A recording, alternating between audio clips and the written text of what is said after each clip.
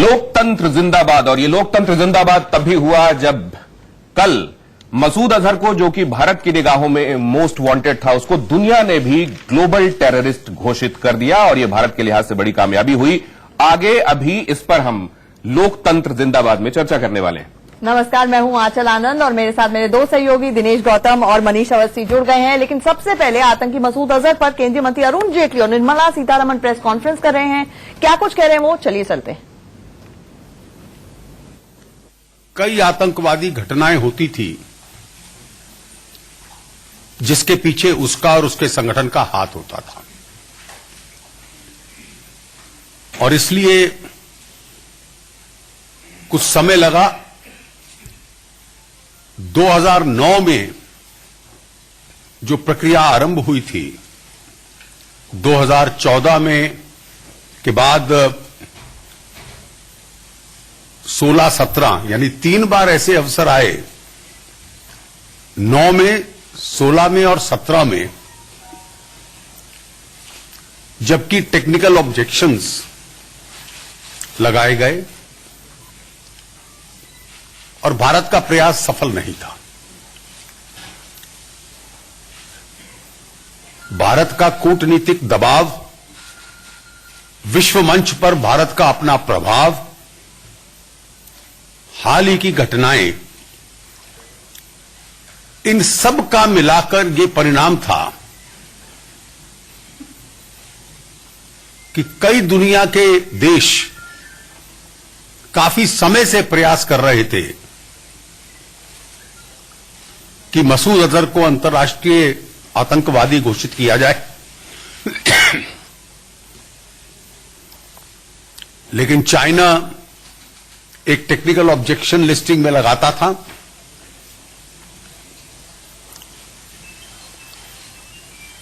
लेकिन अंतर्राष्ट्रीय दबाव के सामने और भारतीय कूटनीति के प्रभाव की वजह से कल वो भी रुकावट हट गई और भारत के लिए विशेष रूप से हमारी आतंक के खिलाफ लड़ाई के लिए ये एक बहुत बड़ा अवसर बन गया। हर भारतीय के लिए ये गर्व और शोभा का अवसर होना चाहिए था।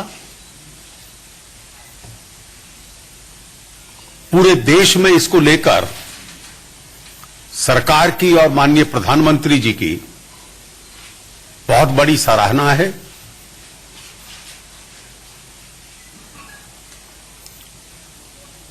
लेकिन दुर्भाग्य इस बात का है,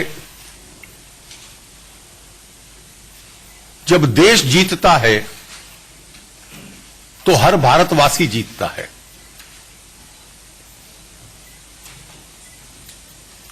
लेकिन विपक्ष के कुछ मित्रों को लगता है कि अगर इस जीत में वो शामिल हो गए तो शायद इसकी राजनीतिक कीमत उनको देनी पड़े। और यही कारण है कि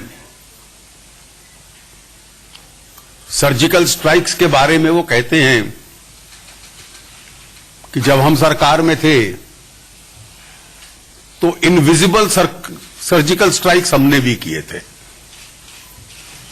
वो एक अननोन इनविजिबल सर्जिकल स्ट्राइक्स थे। जब एयर स्ट्राइक्स में हम सफल होते हैं बालाकोट में, तो उस पे वो संदेह करने लग पड़ते हैं।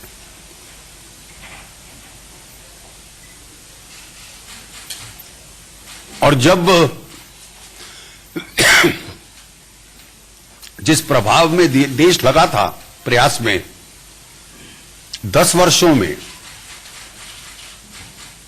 उसमें कल हम सफल हुए तो ये तो तुच्छ है। What is the big deal? इस प्रकार की ट्रिवियल प्रतिक्रिया आती है। ये जो मानसिकता है कि एक पुरानी परंपरा थी इस देश की कि विदेश नीति और सुरक्षा नीति के संबंध में देश एक आवाज में बोलता था। क्योंकि वो विश्व के सामने बोलना पड़ता था। उस परंपरा को तोड़े, ये पिछले कुछ दिनों का एक प्रयास हुआ है और ये दुर्भाग्यपूर्ण है। और हम लोग चाहेंगे कि देश को जो ये गौरव प्राप्त हुआ है इतनी बड़ी कूटनीतिक विजय का और आतंक के खिलाफ लड़ाई में इतनी बड़ी विजय का, उसमें कम से कम इस देश का विपक्ष भी अपनी सकारात्मक भूमिका निभाए। धन्यवाद। इस पे आपके बहुत प्रश्न होंगे तो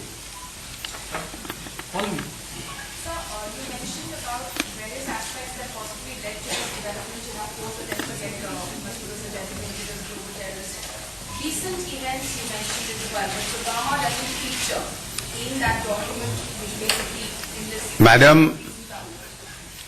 the listing and the decision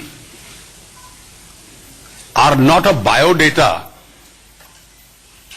of Masood Azhar. They don't have to give his entire background and each and every activity. The core issue is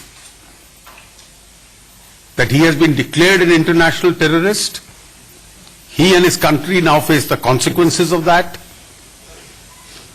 And obviously the world community, the global community, has been persuaded by all the material that India has put forward and circulated. And even persons with the elementary understanding of international diplomacy will tell you that the aggression and the aggressive posture of some global powers in getting him listed and the change of attitude of China has certainly been impacted. तो आजकल लग ये रहा है कि विपक्ष ने जो प्रतिक्रिया दी है, सत्ता पक्ष ने उसको ठीक तौर पर नहीं लिया है और ऐसा लग रहा है कि ये बताने की कोशिश की जा रही है कि जब देश भर में जश्न है इस बात को लेकर कि भारत की एक बड़ी लंबी पेंडिंग मांग आखिरकार पूरी हुई है और वो भारत की सरकार के जाहिर है दबाव में भी पूरी हुई है, इसलिए लिहाजा क्रेडिट उसको भी जाता है। एक प्रकारांतर से बताया जा रहा है। इस बात पर नाराजगी है कि जिम्मेदार प्रतिक्रिया विपक्ष ने नहीं दी। ये कहा जा रहा है कि विपक्ष बिल्कुल नकारात्मक सोच रख रहा है और ये वही तरह का नैरेटिव है जिस तरह से हमने अमित शाह को सुना था, प्रधानमंत्री मोदी के भी इस तरह के बयान है। अमित शाह ने तो बाकायदा मनीष भाई ये तक कह दिया था कि जब बालाकोट स्ट्राइक्स हुई थी तो मातम मना था एक पाकिस्तान में, एक कांग्रेस के मुख्यालय में, तो इस तरह की बातें कही गई। लेकिन आज की दिनेश और मनीष भाई एक बहुत बड़ी खबर आ रही है, वो 12वीं के नतीजों को लेकर है, एग्जामिनेशन रिजल्ट को लेकर है। हर पेरेंट के दिल में कुछ कुछ लगा रहता है, धड़कनें तेज होती हैं। तो हम बता दें कि सीबीएसई के 12वीं के परीक्षा के परिणाम घोषित हो गए हैं। गाजियाबाद की हंसिका शुक्ला और मुजफ्फरनगर की करिश्मा अरोड़ा ने किया हेड टॉप। ये इस वक्त की बड़ी खबर आ रही है। 12वीं के नतीजे जो हैं वो घोषित हो गए हैं। करीब 12 से 13 लाख बच्चे इस बार 12वीं के एग्जाम्स के लिए अपीयर हुए थे और हर पेरेंट के लिए जो 12वीं में एग्जाम दे रहे होते हैं और उनके बच्चों के लिए ये पूरे के पूरे जीवन की एक तरह से जो बेसिस होता है, फाउंडेशन होती है, वो यहीं से ले की जाती है। और इसीलिए कहा जाता है कि 12वीं का जो एग्जाम होता है वो सिर्फ एक बच्चे का, छात्र का नहीं एग्जाम होता है, वो पूरे परिवार का एग्जाम होता है। और ये 2 लड़कियां हैं और इस बार भी हमेशा लड़कियों के नतीजे बेहतर रहते हैं, दिनेश भाई और गौतम, तो दिनेश और मनीष भाई, तो इस बार भी 2 लड़कियों ने ही टॉप किया है। ये जो प्राइमरी जानकारी आ रही है। देखिए आंचल, आपने जिक्र किया कि परिवार की भी परीक्षा होती है और परीक्षा इसलिए भी होती है आंचल क्योंकि इसके बाद भविष्य की दशा दिशा तय होती है। आप कितने अंक अर्जित कर रहे हैं, उसके बाद आप किस पेशे में जाएंगे। मनीष भाई कुछ क्षणों के लिए आपको रोकना चाहेंगे। सीबीएसई की चेयरपर्सन ये प्रेस कॉन्फ्रेंस करी, सुन लेते क्या कहेंगे। एसएजे school Ghaziabad, Pragya Kharkwal.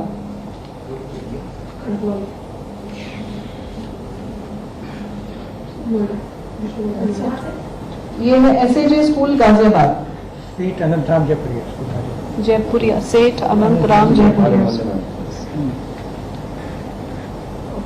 Now I want to give you the list of toppers in children with special needs. इसमें जो टॉप परफॉर्मिंग कैंडिडेट 489 मार्क्स पे single candidate Lavanya Balakrishnan, she is from the heritage school Gurgaon.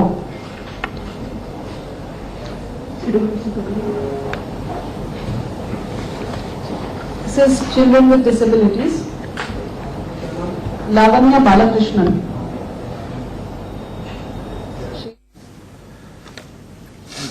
तो toppers को बधाई। और ये 499 500 में से कई बार बड़ा इंफीरियोरिटी कॉम्प्लेक्स होता है। चलिए देखने के बाद वो कोशिश तो हम लोगों ने भी बहुत की, लेकिन इतने मार्क्स आने बड़े मुश्किल थे। और अब हमारी मेहनत थी, इनकी शिद्दत है। इनकी शिद्दत है। और दूसरा ये भी कि इसी दौरान याद आता है तेलंगाना में जो कुछ हुआ, हफ्ते भर के भीतर करीब 20 बच्चों ने वहां आत्महत्या कर ली, और सिर्फ इस वजह से क्योंकि एक प्राइवेट कंपनी को जिसको ठेका मिला था उसने गलत तरीके से उत्तर पुस्तिकाओं की जांच की और गलत तरीके से नतीजे निकाल दिए, लिहाजा बच्चों ने मौत को गले लगा लिया। दिनेश, मुझे ऐसा लगता है कि इस समय हमें उन बच्चों को भी अपील करना चाहिए जो किन्हीं कारणों से उत्तीर्ण नहीं हो पाए, और उनका हौसला बढ़ाया जाना चाहिए। और हम परिवार के लोगों को भी आग्रह करेंगे कि वो बच्चों पर इस तरह का दबाव न डालें, क्योंकि कोशिश करने वालों की हार नहीं होती। बिल्कुल। मोहम्मद के सरगना अजहर मसूद पर शिकंजा आखिरकार कस गया। ग्लोबल आतंकी घोषित करने के यूएन के कदम का अमेरिका ने स्वागत किया है, लेकिन चुनावी वक्त में मसूद अजहर पर लगे बैन पर विरोधी मोदी सरकार पर जमकर निशाना साध रहे हैं। बीएसपी सुप्रीमो मायावती ने कहा है कि मसूद अजहर को मेहमान बनाकर रखने वाली बीजेपी अब चुनाव के वक्त उसके नाम से फायदा लेना चाहती है।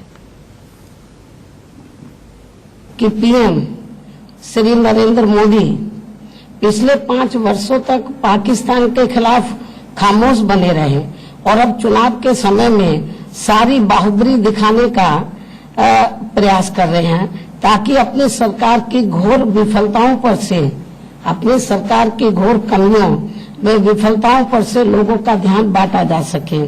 पहले बीजेपी की सरकार ने मसूद अजहर को मेहमान बनाकर जेल से ही नहीं बल्कि विदेश ले जाकर छोड़ा, और अब चुनाव के समय में उसी के नाम पर वोट बटोरने की कोशिश की जा रही है, जो अति निंदनीय है। इसको कैसे देखा जाए? ये वाकई भारत के लिए सेलिब्रेशन का विषय है, लेकिन क्या ये भी इनएविटेबल है जो हो रहा है चुनावी वक्त में? देखिए, मुझे ऐसा लगता है राजनेता कब कौन सा मौका चूकते हैं दिनेश, और ये जो राजनयिक जीत हम जिसे मान सकते हैं, मैं ये मानता हूं कि ये सीमित सफलता है। और सीमित सफलता इसलिए क्योंकि हमारे विदेश सचिव जो विजय गोखले थे, वो पिछले 1.5 से पौने 2 महीने से आंचल लगातार वॉशिंगटन के अलावा चीन के चक्कर काट रहे थे। तो आप ये समझिए कि ये एक राजनयिक कूटनीतिक प्रयास था जिसमें सफलता मिली है। एक काली सूची में इस आतंकी मसूद अजहर, जो कि संस्थापक है जैश ए मोहम्मद का, उसका अगर नाम आ गया है तो मेरे ख्याल से ये एक शुरुआत मानी जा सकती है। लेकिन अगर हम अतीत की ओर देखें दिनेश, तो हाफिज सईद को देखिए आप, वहां पर खुलेआम रैलियां करता है। किस पे उसका शिकंजा? क्या पाकिस्तान इस तरह के घोषित आतंकियों को पनाह देना बंद कर दे? क्या पाकिस्तान उदारता दिखाएगा और ये कहेगा कि आप मसूद अजहर को हम भारत के हवाले करते हैं? ये सारी बातें जब आगे बढ़ेंगी, दबाव बढ़ेगा, क्योंकि इस समय ड्रैगन नहीं बचा पाया और चीन की दीवार रह गई। मसूद अजहर इस तरह से वैश्विक आतंकी घोषित हो गया। लेकिन अब जरूरी यह है कि क्या हम ये दबाव लगातार बनाए रखें, और दबाव बनाने के साथ साथ पाकिस्तान को ये एहसास कराएं कि तुम्हारी जमीन पर अब भी आतंकियों को पनाह देने का काम जारी है। और सबसे बड़ी बात यह है कि एक डिप्लोमेटिक विन है, यस, उसके बाद फॉलो अप स्टेप्स होने चाहिए इंस्टेड ऑफ चुनावी फायदा लेने के लिए या राजनीति करने के लिए। चुनावी फायदा लेने की सरकार की तरफ से भी कोशिश जमकर हो रही है, और विपक्ष जो है वो तो फुट एंड माउथ डिजीज से पहले ही से परेशान है कि कुछ भी कह देना, कहीं पर भी कह देना। वो ऐसा लगता है कि वो जो नैरेटिव सरकार बार बार ये कह रही है कि जब हम कोई पाकिस्तान पर बड़ी जीत लेते हैं तो मातम मनता है कांग्रेस के दफ्तर में। तो मुझे लगता है कि ये जो कॉन्फ्लिक्टिंग ओपिनियन है, कम से कम फॉरेन पॉलिसी और स्ट्रेटेजिक अफेयर्स को लेकर नहीं होने चाहिए, and they should be on the same page. कम से कम विदेश नीति से जुड़े मुद्दों पर जब भारत कूटनीतिक तौर पर कोई साझा कोशिश कर रहा हो एक मुल्क के तौर पर, उस पे अलग अलग स्वर सुनाई नहीं देने चाहिए। लोकतंत्र जिंदाबाद। आगे बहुत कुछ और हाजिर होते हैं। काशी से लेकर अमेठी और रायबरेली से लेकर लखनऊ तक सियासी बयानबाजी तेज है। आज अखिलेश यादव ने प्रियंका गांधी के उस बयान का जवाब दिया जिसमें उन्होंने कहा था कि कांग्रेस के उम्मीदवार कई सीटों पर जीत रहे हैं तो वहीं कुछ सीटों पर बीजेपी के वोट काटने का काम करेंगे। इस बयान पर अखिलेश यादव ने पलटवार करते हुए कहा कि कांग्रेस ने कहीं भी कमजोर उम्मीदवारों को मैदान में उतारा नहीं है, कोई भी पार्टी ऐसा नहीं करती है, लोग उनके साथ नहीं है, यानी कि जनता कांग्रेस के खिलाफ है, ये कहा अखिलेश यादव ने। इतना कहूंगा आपके से कि बीजेपी और कांग्रेस में कोई फर्क नहीं है। जो बीजेपी है वही कांग्रेस है, जो कांग्रेस है वही बीजेपी। बहुजन समाज पार्टी और आरएलडी ने ही मुकाबला किया है बीजेपी का। आज इसी गठबंधन की वजह से बीजेपी रुक रही है। और जहां तक सवाल कांग्रेस का है, कांग्रेस सीधा सीधा भारतीय जनता पार्टी को लाभ पहुंचाना चाहते हैं। और ईडी, सीबीआई, इनकम टैक्स, ये जो जितने भी डराने वाली संस्थाएं थी, ये सब सीखा होगा बीजेपी ने कांग्रेस से। और वहीं मायावती बीजेपी और कांग्रेस के बारे में कहते हैं कि वो नहीं चाहते कि केंद्र में गठबंधन की सरकार बने, ये दोनों पार्टियां मिलकर हमारे वोट काटने में लगी हुई हैं। तब तो कांग्रेस पार्टी भी यहाँ एसपी व बीएसपी के बने गठबंधन के बारे में बीजेपी की तरह ही अनाप शनाप भाषा बोलने लगी है। तो इससे ये स्पष्ट हो जाता है कि ये दोनों पार्टियां अंदर अंदर हमारे गठबंधन के खिलाफ एक होकर वे आपस में मिलकर यहाँ उत्तर प्रदेश में ये चुनाव लड़ रही हैं। गठबंधन की सरकार कौन नहीं बनने देना चाहता ये पता नहीं, लेकिन जिस तरीके की सिरफुटौल इधर देखने को मिल रही है उसमें तो निश्चित रूप से इनका प्रोस्पेक्ट तो खतरे में ही नजर आ रहा है। आजकल मायावती को खास तौर से बहुत बड़ा डर है। हम अक्सर क्योंकि ये इस तरह के बयान आते रहते हैं तो चर्चा करते हैं और उसमें यही उभर कर सामने आता है कि देखिए एसपी का वोट बैंक पूरी तरह से कंफर्म्ड और कॉन्फिडेंट वोट बैंक है। यादव समूह जो है, मुस्लिम्स हैं, उनको वोट करते आए हैं। समस्या ये हो जाती है कि बीएसपी का वोट बैंक कहाँ है। वो एसपी क्या उन कॉन्स्टिट्यूएंसीज में बीएसपी को ट्रांसफर करेगी वोट। अब ऐसे में अगर कॉन्स्टिट्यूएंसीज में त्रिकोणीय मुकाबला हो जाता है, प्रियंका गांधी की जब कल ये बयान आया था उन्होंने साफ तौर पर कहा था या तो मेरा उम्मीदवार जीतेगा नहीं तो बीजेपी के वोट काटेगा। अब मायावती के लिए संकट ये हो जाता है कि वो बीजेपी के वोट काटेगा या बीएसपी के वोट काटेगा। और दूसरा, जब एनालिसिस कॉन्स्टिट्यूएंसी वाइज किया जाए खासतौर से यूपी में, तो जहां जहां पर एसपी के कैंडिडेट्स हैं, कांग्रेस के कैंडिडेट्स उतने मजबूत नहीं हैं, जबकि जहां पर बीएसपी के कैंडिडेट्स हैं, जो दलित वोट बैंक इनिशियली कांग्रेस का होता था आज से 20-30 साल पहले, वो अगर वापस कांग्रेस की तरफ छिटक गया तो मायावती के लिए बड़ा संकट है। इसलिए गाहे बगाहे इस तरह के बयान आते हैं। बट मैं दिनेश और मनीष भाई, एक इंटरेस्टिंग बयान जो एक कोट हमने मिस किया वो ये था, राहुल गांधी का भी एक बयान आया। उन्होंने कहा कि मायावती और अखिलेश यादव दोनों का ही रिमोट कंट्रोल जो है मोदी जी के पास है, लेकिन मोदी जी मुझे नहीं डरा सकते हैं। तो हिंट जो होता है वो रेड्स के ऊपर होता है और करप्शन के ऊपर होता है, वो जो एसेट्स हैं उनके ऊपर होता है। मुझे ये लगता है कि इससे मनीष भाई, क्या ये असल में प्रियंका पॉलिटिक्स में आई तो है लेकिन अभी उतनी मंजी खिलाड़ी नहीं है, क्या इस वजह से उन्होंने ये स्टेटमेंट दे दिया? यही कोई घाघ लीडर होता अगर तो मालूम होता उसका कैंडिडेट हारने वाला है, लेकिन फिर भी ऐसा नहीं बोलता। देखिए दिनेश, आपको मैं एक बात बताऊं, संकेत के तौर पर अभी जैसा जिक्र आंचल ने किया, आपने देखा होगा हमने जो एक हेडलाइंस दिखाई थी उस हेडलाइंस में प्रियंका सांप पकड़ रही थी। और प्रियंका का सांप आप ऐसे नहीं पकड़ सकते। अगर ये दो नेता बीन बजा रहे हैं उस सांप को काबू करने के लिए, तो वो ये बता रही हैं कि वो मैं मंत्र जानती हूं कि सांप को काबू कर सकती हूं। तो सांप नाथ नाथ, अरे मायावती ने तो ये कहा ही था मध्य प्रदेश में कि एक सांप नाथ है, एक नाग नाथ है। तो मैंने उस चीज से जोड़ा इस बात को। राजनीति में मेरे ख्याल से रेंगने वाली स्थिति तीनों को लग रही है और बिलबिला रहे हैं। मैं वो भाषा कह रहा हूं जो सांप करता है। तो ऐसी स्थिति में प्रियंका ने हाथ में सांप पकड़कर या पकड़ने की जो कोशिश की, वो ये जानती है कि मैं यूपी की राजनीति के मंत्र को जानती हूं और मुझे आप फुपकार के डराइए मत, मैं जानती हूं कि इसे कैसे काबू कर। लेकिन ये सांप वाला जो आपने एग्जाम्पल दिया, ये वो लोग जो जानते हैं कि सांप के वो जहरीले दांत निकाले जा चुके हैं, वो फन भी मारेगा तो लगेगा नहीं, काटेगा नहीं, उनकी भी सांप को हाथ लगाने में मैंने उनकी हवा निकलती है। ये कैसे प्रियंका को क्या ये बोला गया होगा कि this is going to be, ये बार बार ये विजुअल्स प्ले होंगे, फोटो ऑफ द डे? नहीं, लेकिन इस तस्वीर के मायने बहुत दुर्गामी है। आप देखिए कि इसको जो भी आज देखेगा, और मुझे ऐसा लगता है कि आज की ये सबसे बेहतरीन तस्वीर होनी चाहिए, क्योंकि आप देखिए जितनी रुचि से वो सपेरे के पास बैठकर वो सांप के साथ देख रही हैं, समझ रही हैं। तो एक कहावत भी है ना कि उस बिल में हाथ मत डालना, अगर तुम्हें सांप को काबू करने का मंत्र नहीं आता।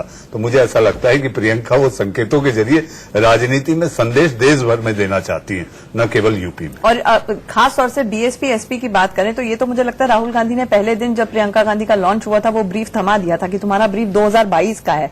और प्रियंका गांधी ने अपने जिस इंटरव्यू में ये तमाम बातें अब निकल के उसका कैस्केडिंग इफेक्ट हो रहा है, उसमें ये भी बात कही थी कि अगर मैं आई हूं तो I am here to stay. कोई महासचिव ऐसे नहीं बनता कि एक चुनाव के लिए आए उसके बाद निकल गए।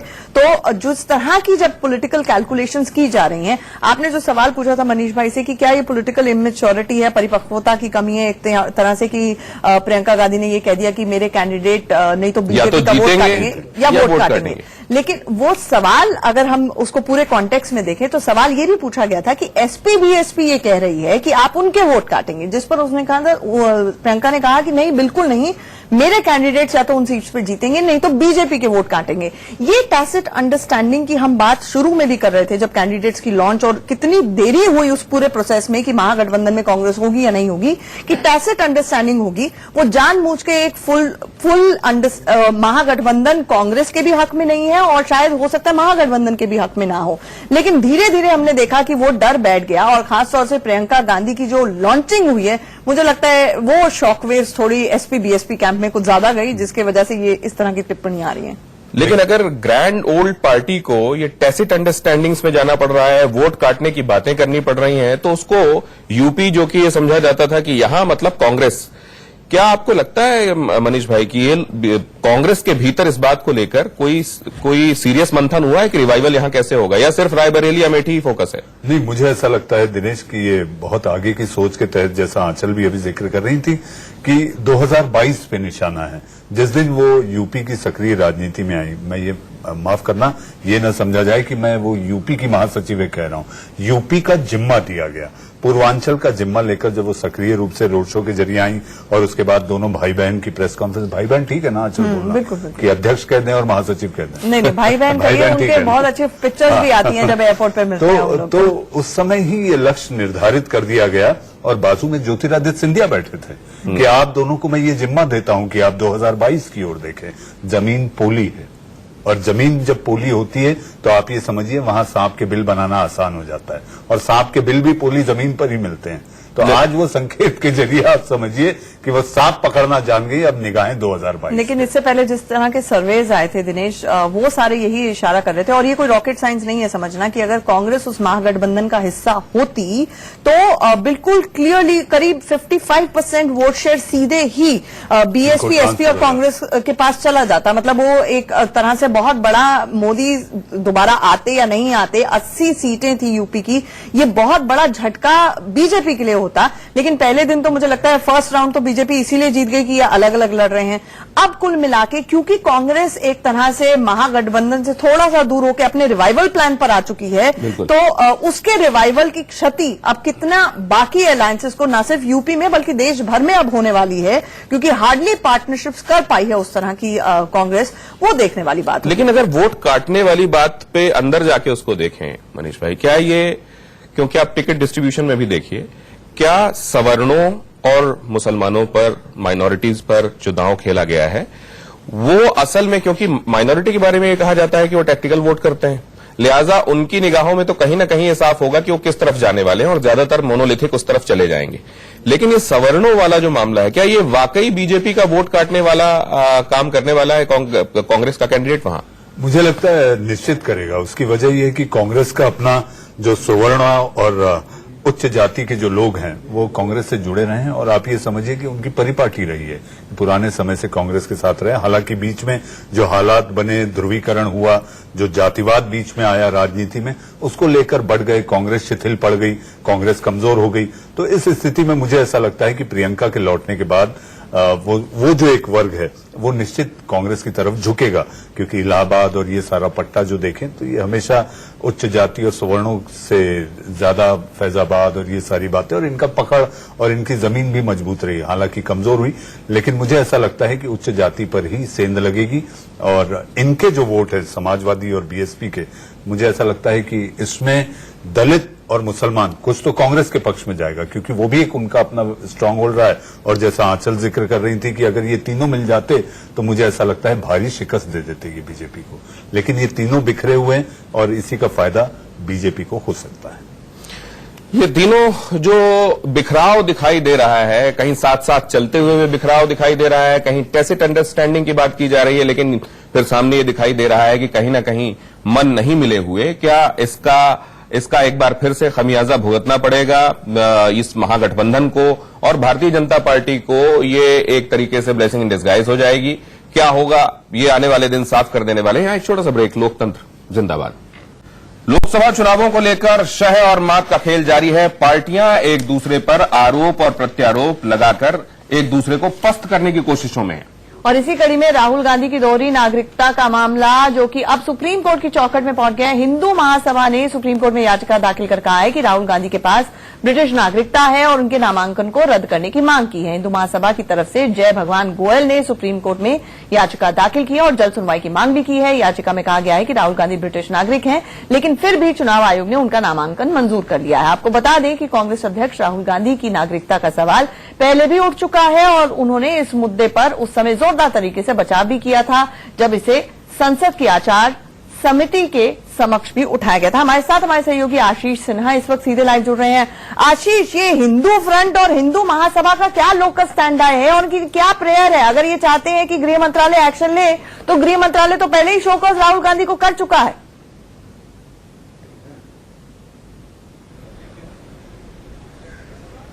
देखिए, तीन बातें आंचल कही हैं हिंदू महासभा ने अपनी याचिका में। पहली कि सुप्रीम कोर्ट गृह मंत्रालय को यह आदेश दे कि राहुल गांधी की जो नागरिकता है उस मामले का वो निपटारा करे। दूसरी अहम बात कि राहुल गांधी ने दो जगहों से उम्मीदवारी अपनी नामांकन दाखिल किया है लोकसभा चुनाव के लिए, पहला अमेठी और दूसरा वायनाड। इन दोनों जगहों से राहुल गांधी के नामांकन को रद्द किया जाए। तीसरी अहम बात हिंदू महासभा ने ये कही है कि इस मामले का जब तक निपटारा नहीं हो जाता तब तक राहुल गांधी का नाम जो है वो चुनाव की जो लिस्ट है मतदाता सूची उससे हटाया जाए। इन तीन अहम मांगों को लेकर हिंदू महासभा ने सुप्रीम कोर्ट में याचिका दाखिल की है। सुप्रीम कोर्ट अगले हफ्ते इस पूरे मामले पर सुनवाई करेगा। तब बेहद दिलचस्प होगा कि क्या हिंदू महासभा, जिसका इसमें कोई लोकस नहीं है, उसकी याचिका सुप्रीम कोर्ट सुनवाई करने के लिए तैयार होता है या नहीं।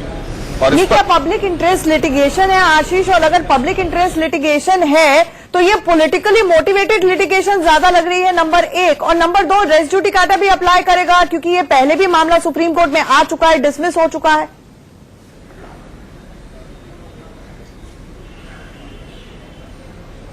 देखिए, मनोहर लाल शर्मा ने जो आंचल याचिका दाखिल की थी, जो सुप्रीम कोर्ट ने खारिज की थी, उसमें ये तीन अहम सवाल नहीं उठाए गए थे। उसमें क्या होम मिनिस्ट्री के डायरेक्शन की बात नहीं कही गई थी, बल्कि सीधा नामांकन को चुनौती दी गई थी। हिंदू महासभा का ये कहना है कि उनकी जो प्रेयर्स हैं वो उससे बिल्कुल अलग है। लेकिन सवाल ये उठता है कि आखिर जनहित याचिका के जरिए इसे चुनौती कैसे दी जा सकती है। अगर हिंदू महासभा का कोई भी उम्मीदवार राहुल गांधी के खिलाफ चुनाव लड़ता तो एक बात ये बात समझी जा सकती थी कि इलेक्शन पिटीशन जो है उसके हिसाब से वो सुप्रीम कोर्ट आ सकते थे, चुनौती दे सकते थे। लेकिन सबसे पहले मुझे लगता है कि पिटिशनर को यह साबित करना पड़ेगा कि आखिर इस मामले में उनका लोकस क्या है, और उसके बाद सुप्रीम कोर्ट ये तय करेगा कि क्या याचिका सुनवाई योग्य है या नहीं। वो भी तब जब होम मिनिस्ट्री पहले ही सुब्रमण्यम स्वामी की याचिका पर नोटिस जारी कर चुकी है। बहुत धन्यवाद ये जानकारी हम तक पहुंचाने के लिए। सितंबर 2017 जब सुब्रमण्यम स्वामी ने ये मामला उठाया और अब एमएचए की तरफ से इस पर अभी चुनाव के दौरान उस पर अब पूछताछ हो रही है, और उसका जो नतीजा है वो ये है कि प्रियंका गांधी को चित्रकूट से अमेठी तक ये बताना पड़ रहा है कि मेरा भाई हिंदुस्तानी है। तो आखिरकार जो चाहा जा रहा था वो हो रहा है। दिनेश, चूंकि हम समय के अंत में हमारे कार्यक्रम लोकतंत्र पे पहुंच गए, लोकतंत्र की खूबसूरती यही है। आप ये समझिए कि दमदार लोकतंत्र में आखिरी तक आपके पास मौका है कि आप जाएं और दरवाजा खटखटाएं। और इन चुनाव में हम आंचल से एक दो दिन पहले भी इस तरह की जब बात आई थी जिक्र कर रहे थे इसी कार्यक्रम में कि आप ये समझिए कि इस चुनाव में केवल दो संस्थाएं सबसे ज्यादा बिजी दिखाई दे रही हैं, एक तो सुप्रीम कोर्ट और दूसरा चुनाव आयोग। मेरे ख्याल से यही लोकतंत्र की खूबसूरती भी है। लेकिन आपने आईटी और ईडी का जिक्र नहीं किया। बहरहाल आज लोकतंत्र जिंदाबाद में इस चर्चा को यहां विराम देते हैं। वो ईसी ने आईटी और ईडी की लगाम थोड़ी सी कस दी है अभी, इसलिए जिक्र नहीं किया। लोकतंत्र जिंदाबाद में फिलहाल इतना ही। इंडिया न्यूज पर खबरों का सिलसिला लगातार जारी रहेगा। हमें दीजिए इजाजत।